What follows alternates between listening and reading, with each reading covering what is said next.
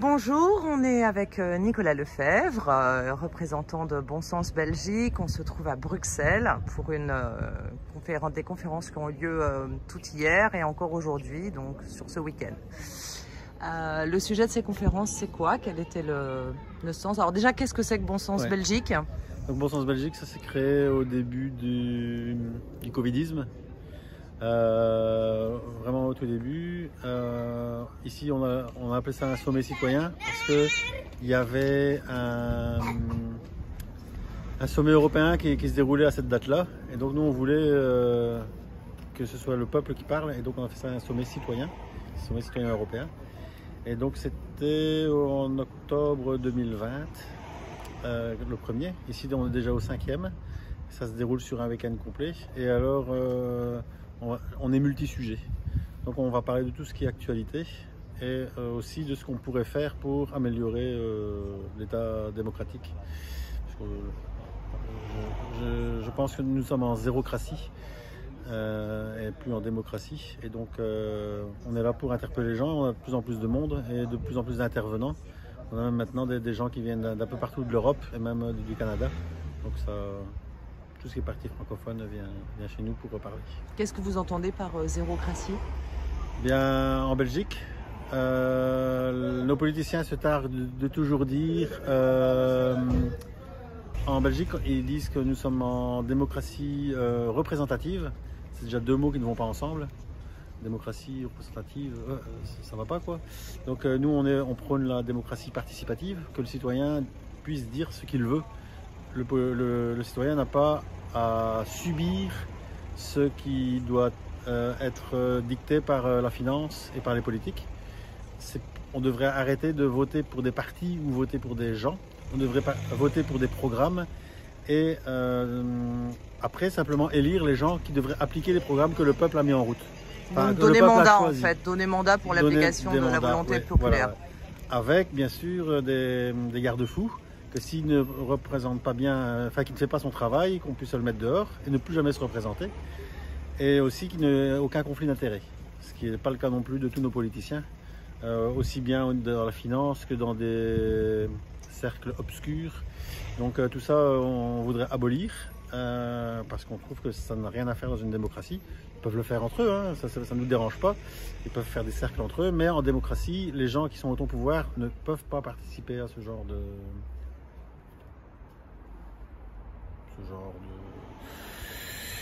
je vais pas dire le mot parce que collusion. Voilà. Collusion du mélange État privé, État public. Parce que c'est de la corruption quoi. Oui. Parce que quand il y a des arrangements derrière la table, derrière les portes, c'est automatiquement de la corruption. Oui, qui dit collusion dit automatiquement corruption. Tout doit être transparent. Voilà.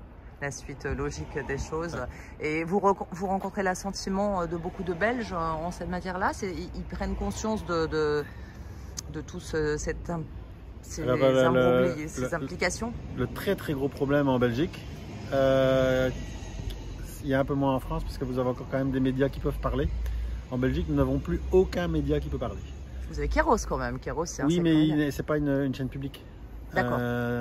C'est pas une radio publique, c'est pas une chaîne publique. Donc on est obligé d'acheter son journal ou d'aller sur sa page YouTube pour voir les interventions qu'il fait.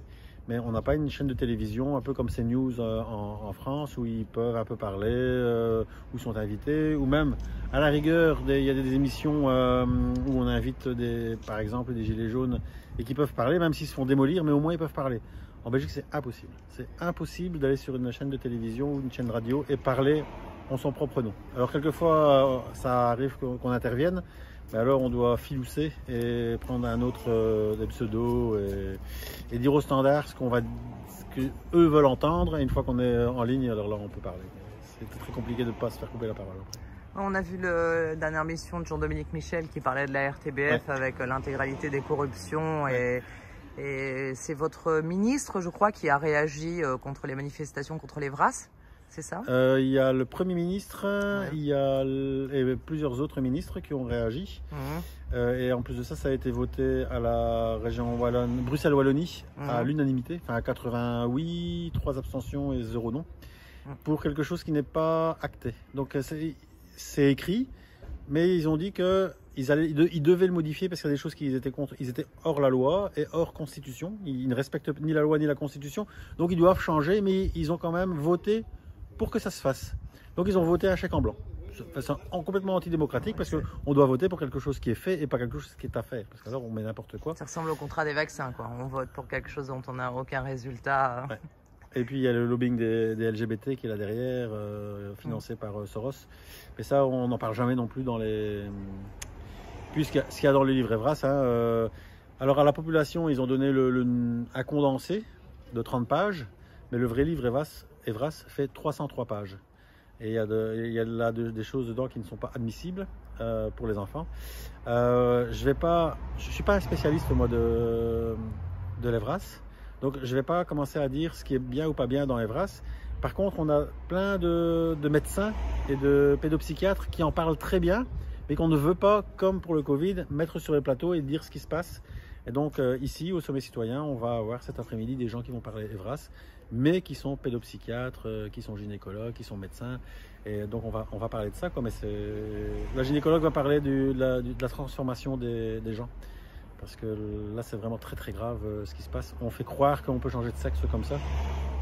Non, ça a beaucoup d'effets secondaires. Et les gens qui... Enfin, là, je m'aventure un petit peu, mais bon, c'est de les avoir écoutés.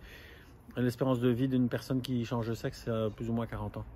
Parce que ils doivent tellement prendre d'hormones, tellement de produits pour rester comme ça que le cœur, enfin le métabolisme... C'est un non-sens total. C'est un non-sens total.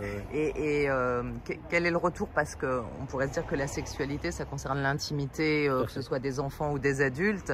Donc en aucun cas, l'éducation ou l'État n'a à s'immiscer là-dedans, sauf à être un État totalitaire. Est-ce que vous êtes d'accord avec ça? Est-ce que les gens que vous rencontrez sont d'accord avec ça? Il y a eu beaucoup de soulèvements en Belgique sur cette...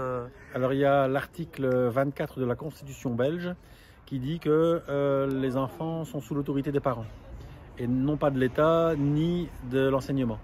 Et donc là déjà ils ne respectent pas la Constitution belge. Et puis après il y a d'autres articles de loi, dans les articles 417 où là on parle carrément d'abus sexuels sur les enfants et de toucher à leur intimité. À cet âge-là, c'est pas concevable. Mais en fait, un enfant n'a pas de sexualité. À partir du moment où on lui en parle, c'est une effraction psychologique qui est absolument dramatique. Ça a été abordé par Ariane Biran, Amandine Lafargue, Karine Bellieu, enfin des tas de personnes, Régis Bruno. Alors je vais rajouter, lors du vote, quand ils ont voté ça, donc ils reçoivent tous un texte à lire, nos députés. On voit que c'est pas eux qui l'ont écrit. Donc ils récitent le texte. Ils récitent le texte. Enfin, ils lisent le texte, mais c'est quand même assez interpellant parce qu'on voit qu'ils butent sur les mots. Donc c'est pas eux qui l'ont écrit. Donc on se demande bien qui a écrit ces textes. Déjà ça. Et ils n'ont pas lu Evras. Ils le disent ouvertement. Ils ne l'ont pas lu. Donc ils votent quelque chose qu'ils n'ont pas lu. Donc c'est encore une fois, c'est un peu comme au temps des Romains. L'empereur fait le pouce en l'air ou le pouce en bas pour dire oui ou non. Le chef de parti dit voilà, il faut voter oui ou il faut voter non, et ils ne savent pas ce qu'ils votent. Donc on paye ces gens à prix de fou. On a 5 gouvernements en Belgique, hein, donc 5 fois les ministres. Parce que c'est leur boulot de lire les textes. De lire les textes et d'appliquer la loi et de se conformer à la loi aussi. Hein, de faire les lois mais aussi de les conformer. Quelque part ça aussi ce n'est pas logique. Ce n'est pas aux hommes de loi à faire la loi. C'est aux hommes de loi à appliquer la loi. La loi, elle doit être faite par le peuple. Comme ça, on n'a pas de corruption. Et voilà. Et quelles sont vous menez des actions, j'imagine, au niveau de Bon Sens Belgique. Éventuellement, quelles sont-elles Alors ici, on a...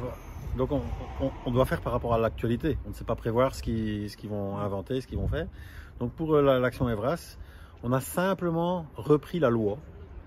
Et donc on a fait un papier à remettre à tous les directeurs d'école en disant que les enfants ne peuvent pas participer au cours Evras. Donc c'est monsieur le directeur avec le nom des parents, le nom de tous les enfants, et en disant qu'ils ne peuvent pas participer, les parents prennent la décision que l'enfant ne peut pas participer au cours Evras.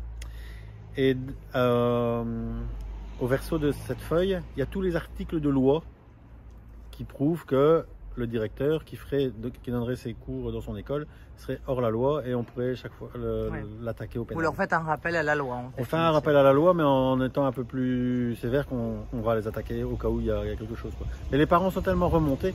Alors le gros problème, c'est que en Belgique, il y a eu une petite association qui a distribué 500 000 tracts. Bon, on est 11 millions d'habitants, 500 000 tracts, c'est impressionnant. Avec un petit QR code dessus, et il y avait 11 questions à répondre et les gens mettaient leur mail. C'était des questions par rapport à Evras, au contenu d'Evras. Donc on n'a pas inventé quoi que ce soit, c'était dans le contenu d'Evras. Et on a eu les retours, il y a 91% de personnes qui ont répondu que c'est hors de question que les enfants participent à ça. Et les 9 autres pourcents, c'était mitigé. Ils ne savaient pas trop quoi dire, pas trop quoi faire. Mais donc, il y a une grande majorité de la population qui a du bon sens et qui comprend le sous-jacent de... Et donc ces tracts ont été distribués et donc cet après-midi on va en parler aussi. Et ici donc il y a des gens qui logent ici dans ces bâtiments. Et ils ont dit, nous on a reçu ce petit tract. Je dis justement, les gens qui ont fait ce petit tract vont venir parler cet après-midi. Elle dit, je vais appeler plein de parents parce qu'on ne sait pas trop quoi faire. Donc ce petit tract a vraiment une très grande importance au niveau de la population belge. Et le problème, c'est encore une fois l'information. Exactement. Quand l'information l'information est unique, les gens n'ont qu'une seule source, et ils ne savent pas choisir. Ils n'ont qu'une source. Ouais. Est-ce que vous avez un site internet pour distribuer ces informations? Oui, alors on est sur bonsensbelgique.be et là vous avez des documents à télécharger pour que les enfants ne participent pas à Evras. On a les documents pour ne pas se faire injecter le produit expérimental. Donc ça aussi, c'est un document qui a été fait par des juristes qui travaillent dans le milieu médical. Et la loi, aussi bien belge que française, dans l'article 224 de la loi française, c'est marqué qu'on ne peut pas faire d'expérience sur les humains sans leur consentement. Et donc nous, on a fait le consentement éclairé.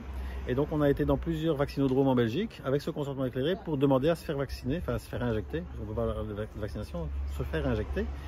Et on a à chaque fois insisté pour se faire injecter, mais le médecin ne voulait plus nous injecter parce que quand il a lu le papier, il ne voulait pas. Et donc nous on a insisté, et donc on a à chaque fois eu la police sur le dos pour nous faire partir, parce qu'on voulait se faire injecter, quoi. Et les médecins, c'était une découverte pour ceux que vous avez eus ou c'est qu'ils fuyaient leur responsabilité? Ils fuyaient leur responsabilité, parce que c'est-à-dire que s'ils signaient, ils prenaient en charge tous les effets secondaires qu'on pouvait avoir et eux-mêmes ne savent pas ce qu'il y a dedans. Donc il y avait une des questions sur ce consentement éclairé, c'est de savoir qu'est-ce qu'il y a comme produit dedans. Bon, je sais bien que quand on va chez le boulanger, on ne lui demande pas tout ce qu'il y a dans la tarte, mais là quand même, on pourrait. Mais là, c'est même obligatoire, je pense. Puisque sur les emballages, normalement, il devrait avoir tous les composants. Et là, donc, on ne sait pas ce qu'il y a dedans. On sait, mais c'est plutôt mauvais pour la santé que bon. Donc, a priori, maître Carlo Alberto Brusa a reçu l'intégralité du contrat d'Afrique du Sud sur lesquels il est écrit qu'ils ne savent absolument rien, ni des effets sur le moyen terme, le court terme, ni si ça évitera la transmissibilité, ni même si ça préviendra de l'infection. Donc en fait, on est devant un scandale absolu. Et donc Pfizer avait fait 2 soupes, je vais appeler ça de la soupe. Ils avaient fait des essais sur la soupe numéro 1. Ils n'avaient que des effets secondaires, ça ne marchait pas. Et donc ils ont mis dans les fioles la soupe numéro 2, mais celle-là ils ne l'ont pas testée. Comme ça ils ne peuvent pas dire qu'il y avait des effets secondaires, ils ne l'ont pas fait. Donc il y a plein de gens qui se sont fait injecter. Bon, maintenant il y a toute expérience, ils sont obligés de mettre des placebos. Donc il y a entre 30 et 50% des gens qui ont été injectés avec des placebos, avec quelque chose où il n'y a rien dedans. Donc c'est pour ça qu'il y a des gens qui disent moi j'ai rien, mais la majorité quand même ont quelque chose. Parce que je vois autour de moi, tous ceux qui se sont fait injecter, soit ils ont eu une défense immunitaire qui a bien baissé, ils ont été malades, ils ont tous eu le Covid. Donc, il y a Hervé Seligman à Luxembourg qui a fait des analyses des chiffres du VAERS et qui constatait en fait qu'il y avait des délais mis dans les déclarations. Donc en fait on se retrouve avec des lots 6 mois ou 9 mois après, alors que normalement c'est dans les 30 jours, qui se retrouvent avec des effets secondaires et qu'a priori il concluait de ça qu'il n'y avait pas du tout de placebo, mais des effets à retardement, c'est-à-dire qu'effectivement il y a des effets secondaires 6 mois après, ou 1 an après. Alors en Belgique ça s'appelle la FMPS. Moi j'ai essayé d'aller dessus, enfin j'ai essayé de remplir comme si j'avais des effets secondaires. Ça m'a pris une demi-heure et j'ai abandonné parce que c'est tellement compliqué. Je sais pas quoi, ils ont tellement fait ça difficile qu'on n'arrive pas au bout. Et puis après il faut les numéros de l'eau, il faut savoir la personne qui a injecté. C'est beaucoup plus rapide de payer un PV, hein, je crois. Alors, est-ce qu'on peut adhérer? Comment on peut vous soutenir? En fait, je pense qu'il faut qu'il y ait vraiment... ça fait ici 2 ans qu'on n'a jamais réclamé de sous. Au début, sur un mois, on avait récolté un peu de sous. Donc, on a tenu pendant 2 ans avec ces petits sous. Mais là, on commence vraiment donc, on va commencer à faire une collecte de dons pour continuer. Mais on n'a pas besoin de grand-chose. Hein. Vous avez mis sur le site quelque chose? Si les gens veulent faire un don, tout petit soit-il? Oui, on a mis notre numéro de compte. D'accord. En plus, on ne court pas après l'argent.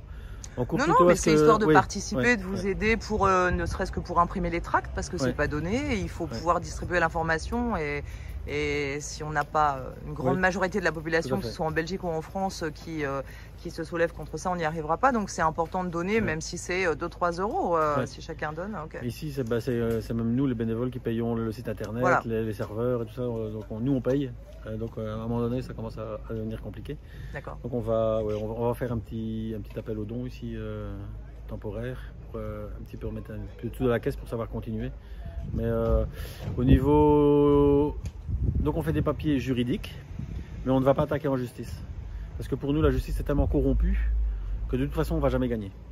On a bien vu avec certaines choses. Au contraire, chaque fois qu'on attaque, en Belgique, on est très fort pour faire une loi sur la loi qui va être votée. Et donc, automatiquement, ils ont toujours une entourloupe pour... Oui, il pourrait y avoir retournement quand même, parce qu'il y a beaucoup d'avocats qui disent qu'à force, ça va bien finir par lâcher de quelque part. Et il y a quelques jugements qui sortent positifs en France, même si c'est un moindre nombre, mais c'est quand même important. Comme ici en Belgique, il y a la Ligue des droits humains qui a porté plainte contre l'État parce que les restrictions, style le masque, le couvre-feu, tout ça, n'étaient que des décrets. Et ils ont porté plainte comme quoi que c'était des décrets, que ça n'allait pas. Et bien, le politique, il était bien content parce qu'il a tout transformé en loi.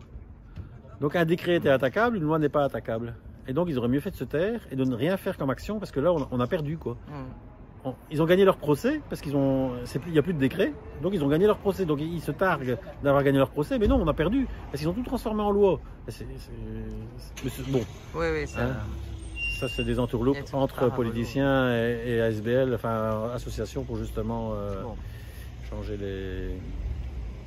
Ils s'entraident quoi. Il y a des formulaires de contact sur le site, j'imagine, pour les gens qui voudraient. Oui. Et bon, je crois que merci beaucoup pour vos actions. Je crois qu'aujourd'hui, il faut vraiment comprendre que les seuls garde-fous qu'on a, qui normalement devaient être l'État par rapport à la corruption privée, il n'y en a plus. Et que les associations comme la vôtre, les médias comme Kairos, sont les seuls garde-fous qu'on ait encore. Et si on ne les a plus, on sombrera. Donc je pense que c'est vraiment important pour tous ceux qui écoutent là de participer, de faire un don si petit soit-il, de façon à donner. Sur notre site, il y a le numéro de compte. Donc, Alors je voudrais rajouter un petit quelque chose. Samedi prochain, on a une manifestation. Quelle date exactement? Le samedi 30. Samedi 30. Place Albertine, c'est le Mont des Arts à Bruxelles. C'est la deuxième grosse manifestation contre Evras. Le nouvel Evras, parce qu'on n'est pas contre l'ancien Evras. Ça, il faut bien le préciser. On n'est pas contre l'ancien Evras. On est contre le nouvel Evras. Les mesures perverses et pédophiles. Ça, okay. Donc on n'est pas contre l'éveil et ce que les jeunes ils soient informés de la sexualité continue, mais pas comme ils le font dans le nouveau. Donc ça et donc ça va être à 14 h place Albertine samedi prochain. Voilà. Très bien. Merci beaucoup. Eh bien, écoutez, merci à vous. Bonne fin de journée avec les conférences. Merci pour votre boulot. Merci.